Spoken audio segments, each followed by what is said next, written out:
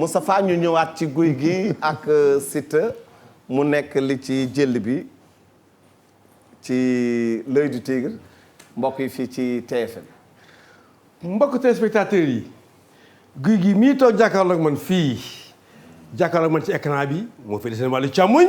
nekk école du Mor Fadam yàlla na ko yàlla yërëm xaare ko àjjana yàlla na ko yàlla yërëm xaaj Bécaye Mbaye bu ñu ko waxee rek moom mooy ko dëddu waaw ñun nag yàlla nañu fi yàlla bàyyi nag wax dëgg yàlla ñu toog fi rek leen ñaanal nag on a encore besoin de rester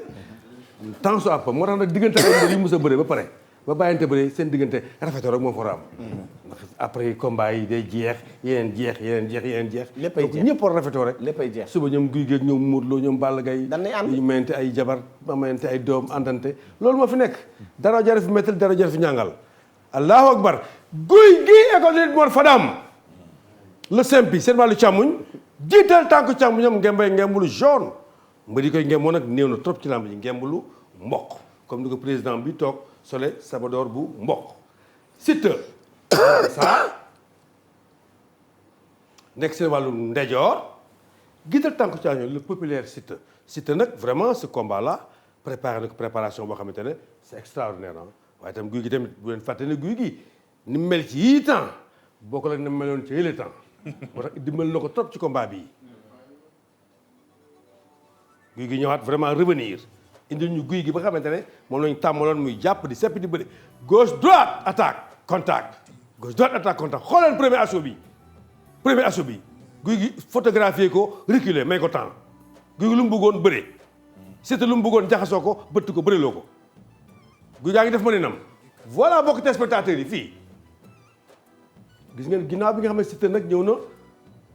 droite gauche Gouye Gui reculer li ñu naan distance de sécurité ndax nit ket dafa am lu ñu naan distance de sécurité soo bëreeg nit kii da nga koy natt ci fa mu taxaw ak fa nga taxaw ndax bu demee la dóor si boo delloo ginnaaw day yem rek Gouye Gui reculer benn ñaar ñetti pas xool ko daw wàcc téye ko Gouye Gui lu mu soxla woon mooy jaxasoo ak Siteu dugal gañam Gouye Gui fii da nga di gis ne dugal na loxo càmmoñam ci ngembu ki nga xamante ne mooy Siteu jàpp na loxo ndeyjooram ci ngembu Gouye Gui ba pare nag wàcc di ko xar ngéppen mais Siteu nag bu fekkee dafay bëgg xar ngéppen fii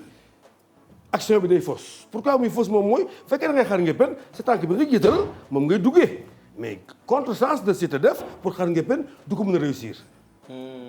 ba pare nag Gouye Gui bloqué ko nag le blocage de Gouye Gui c'est important mais xar ngéppen bi daal loxo ba day dugg rek mais Gouye Gui dafay yëlëbu rek loxo bi war a ñëw dañ normalement dugal na bàyyi na Siteu ñaar loxo ci biir rocc dóor Gouye Gui ba léegi dóorul waaye téye loxo càmmuñ ba mbokk téléspectateurs yi fii gis ngeen ne Siteu manipulé na Gouye Gui bëtt ko ci pokotaan percé sur les aisselles prise bu parfaite ngi nii maanaam kii di Siteu manipulé na Gouye Gui bougé loo ko bëtt ci pokotaan yi bopp baa ngi nii génn na ci pokotaanu Gouye Gui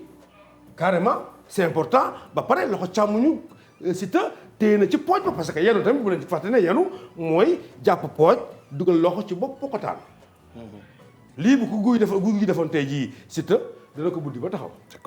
loolu lu leer la mais Siteu fii capable woon pour bëre Gouye parce que Gouye Gui aussi quand même xool loxo ndajoor ba ca kaw Gouye Gui ni mu koy def pour déjouer les prises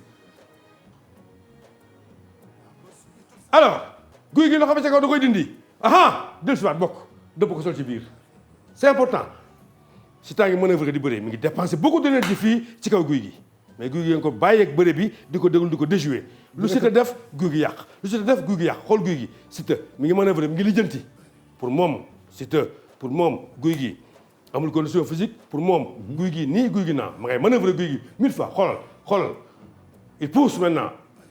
Gouye Gui taxaw rek gérer ko c'est important combat dañ ko gérer xoolal ma lii Gouye Gui wàcc di bëtt Siteu ci pokotaan ya Siteu comprendre ko Gouye Gui génnaat ba tey dugal ñaar loxo moom Gouye Gui Siteu lu tax ngay nangu Gouye Gui di dugal ñaar loxo sa ngemb bu xasee dugal ñaar loxo sa ngemb de say chance du bareeti Siteu il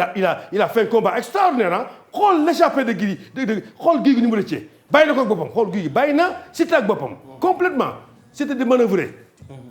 là ça commence la fatigue de son bi day commencé génn xool ma bii jàppante ni mu jekkee ku ne dugal sa loxo ngemb te ñu séddoo li may jàppoo séddoo Gouye Gui di yootu téere ba ca gannaaw mu dagg Gouye Gui dellu siwaat Gouye Gui à chaque fois mu def dara rek réussir di sax xoolal ma njol-jol ba xoolal gars yi ralenti gars yi li kenn doon ko jàngal njol-jol te ki ngay jol-jol na jol-jol yi ak gars yi nag mbokk téléspectateurs yi Gouye Gui le roi du simpi nii la bële ki nga xamante ne mooy le phénomène